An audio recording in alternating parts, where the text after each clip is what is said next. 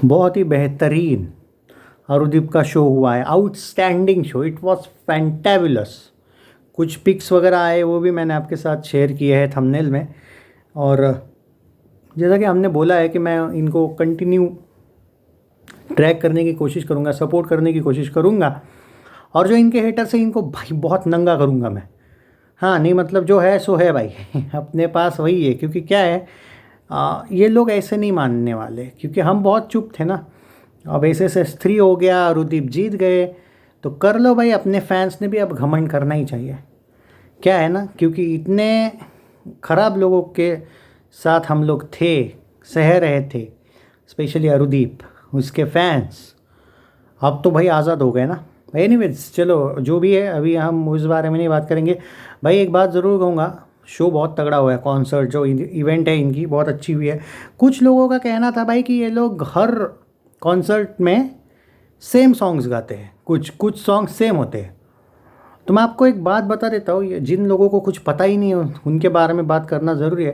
भाई देखो, एक बात बोल रहा हूँ, कुछ जगह पे जब कोई कॉन्सर्ट इवेंट होता है और अगर 2 दिन का ही गैप भी नहीं रहता है, आज अगर कोलकाता में है तो कल पूना में है, परसों पटना में है तो बाद में अहमदाबाद में, अगर इस टाइप का शेड्यूल होता है ना कभी भी कोई भी सिंगर्स का, वो कभी कभी 1 या 2 ही सॉन्ग्स ऐड कर देते या फिर कम कर देते।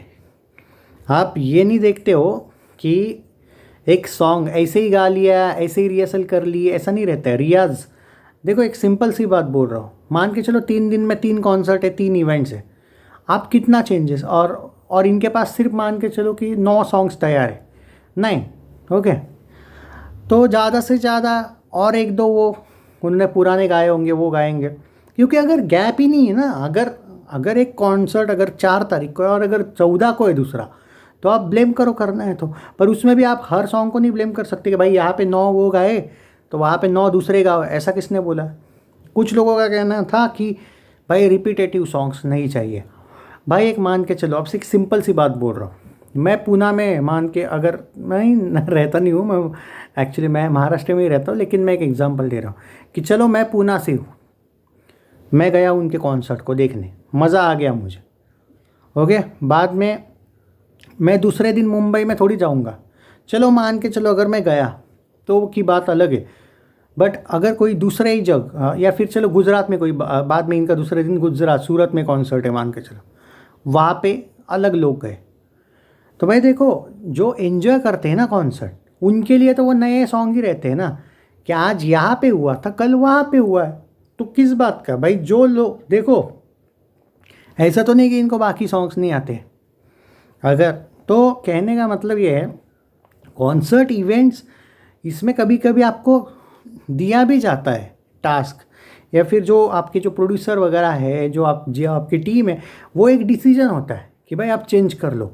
कुछ सॉन्ग्स आप देखो, पवनदीप अरुणिता को सामने से पब्लिक गाने को बोलती है, आपने देखा होगा ये चीज़, और तब वो गाने लगते हैं, तो वो रिपीट नहीं हुआ है, वो एक एक तरीके से जो उनके फैंस हैं उन्होंने कुछ बोला और इन्होंने वो डिमांड पूरी की, वो समझ रहे हो आप।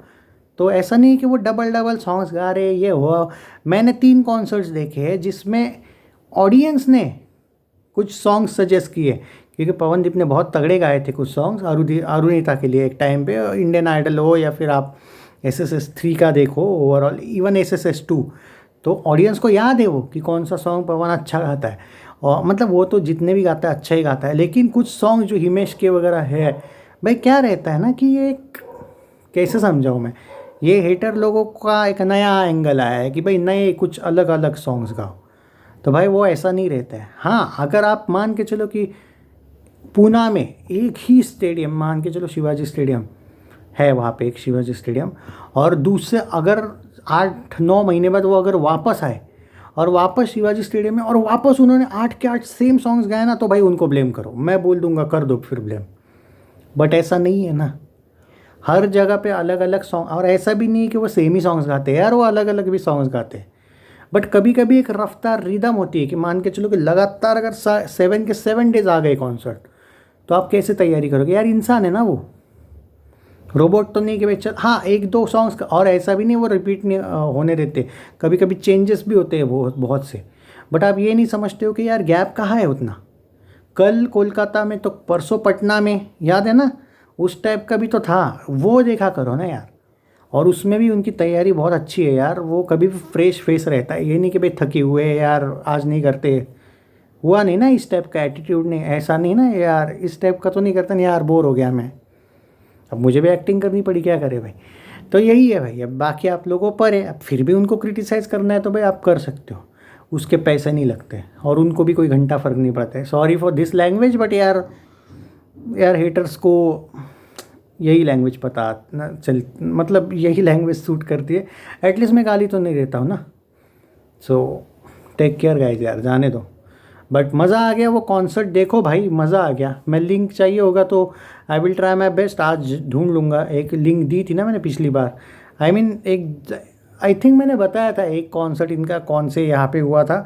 अगर कमेंट में आपको पता होगा तो बता देना, मैं पिन कर दूँगा।